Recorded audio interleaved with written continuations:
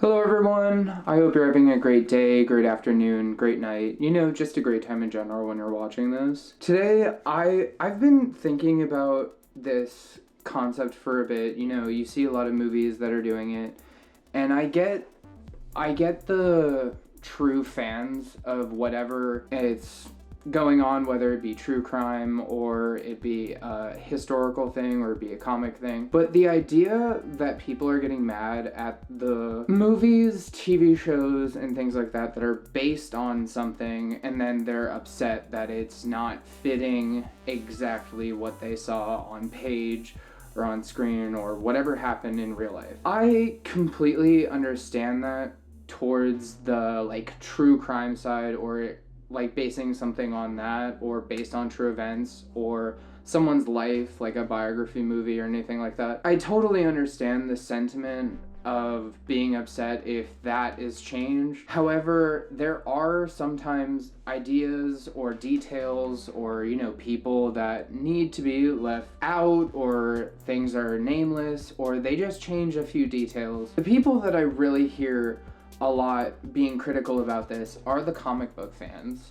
And it's honestly wild that I see people as upset as they are, because genuinely just the concept of something being based on it, you know they're not going to be 100% accurate with it. They may try as hard as they can. There's a couple examples I can give that are not great examples, but if you look at them slightly differently, you can start to enjoy them better. Like the idea of things being, you just start looking at them as fan fiction. We're not talking about the true events and things like that. Those aren't fan fiction, obviously. Those are real things that need to be taken seriously, and versus comics and stuff like that, it is really difficult to sometimes put, even animation to real life is sometimes hard to just do, because you want to make the fans happy and you want to be able to also do all these really cool ideas, but you're not going to be able to make everyone happy, so they try to do whatever they can. So a few examples where I know it would be really hard to do, for the show we get, it's pretty decent, and that's the Magician series. It's honestly one of my favorite shows and probably my favorite book series. It's only 3 books, 5 seasons. We don't talk about the 5th season. Frankly, we barely talk about the 4th season. Comparatively, between the books and the show takes little moments that honestly, in my opinion, aren't that great, and I didn't really need that much expanding upon, and spreads them out because they want to make, more of a show, versus, in my opinion, you could have gone with the bigger moments in there. You could have expanded those out, and we could have gotten a better show, and we could have slightly moved past what we couldn't have seen. The magic in the book is definitely a lot more difficult to perform, and there's a lot more things they learn in the book on how to cast spells. One of the big things I really wanted to see from the book to the show, once I learned about it, was them being able to preload spells, and I wanted to see what that looked like.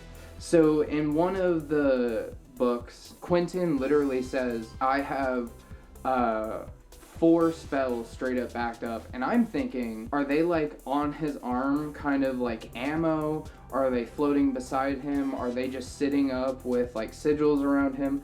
How am I properly envisioning it? Because all we're really told is that they can pre-hold spells, and I'm just how does that work though? Maybe they're holding it in their head, but then another great example. So we had a bad example. A good example, though, is the book that Atomic Blonde is based on. They change around some of the events and change some of the characters because it's already a fan fiction piece. So they were well, let's make some parts of it more interesting, more captivating, and that's what they did. And it makes the movie a lot better than the book, to be really honest. The movie is a lot better than trying to read the book because not as much action's happening. I watched the interviews and stuff about that a long time ago with the writer. I couldn't remember which of those it was. When I keep hearing all this. Like, I understand if the character was your favorite character in a comic or a book or something like that, and they were played wrong or described wrong in a story that you get to see, either TV show or movie. I totally get it, but it is based on that thing. They're not going to be able to have everything that you saw beforehand. There's just limitations we're not really going to see because either we don't have that great of a budget for people to really work on CGI, or unfortunately we don't even care enough to edit that much. We'd rather focus on the emotional moments because we don't have the operation to be able to see those more CGI fights or more moments that would be difficult to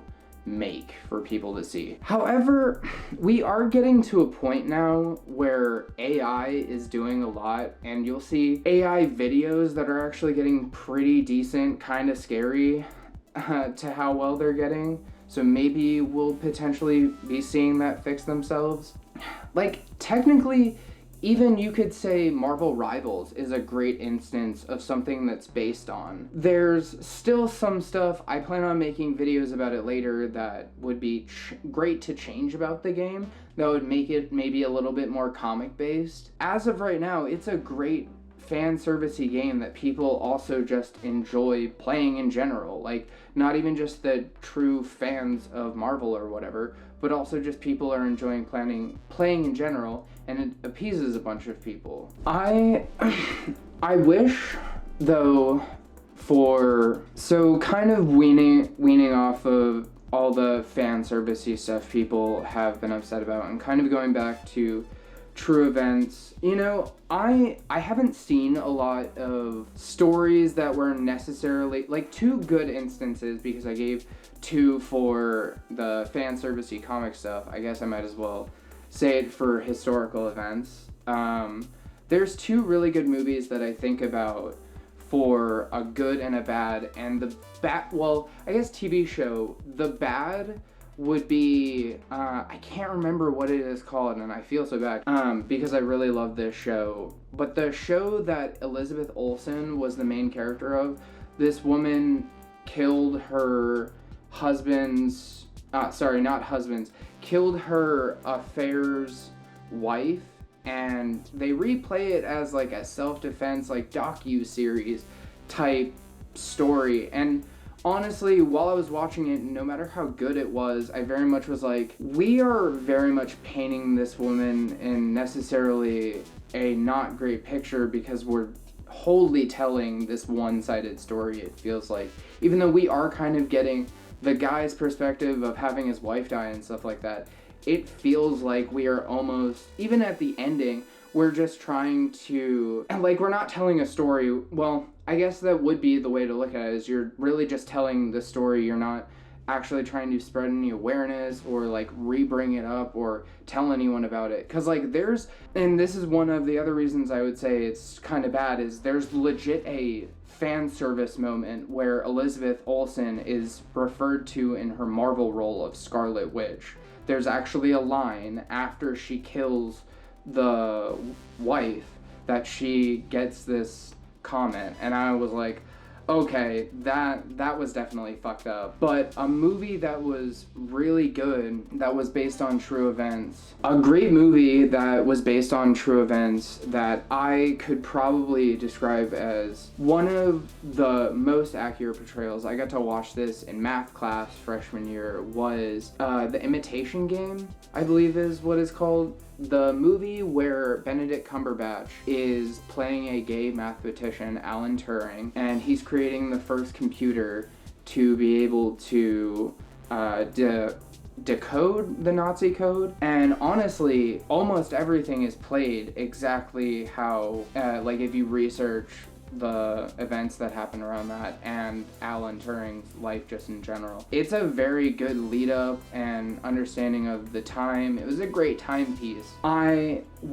He was, you know, a gay icon, technically, but is very overshadowed because he was gay at the time and wasn't very out about it, but was out about it. And you get to see how the time was, and it was also exposure for us at school, but just in general, for other people that got to see it, you got to see one tiny piece of LGBT people being overshadowed and hidden despite things that they've actually done for the world. That's kind of my thoughts on based on stuff. I wish we could see more of it. Maybe instead of doing fan servicey stuff, we get more in depth and trying to be more accurate. True events, I believe we're always going to be as possibly close. But yeah, that's really my thoughts for today. I hope it was kind of conclusive. I started rambling near the end, but I hope this was a good video. Peace, guys.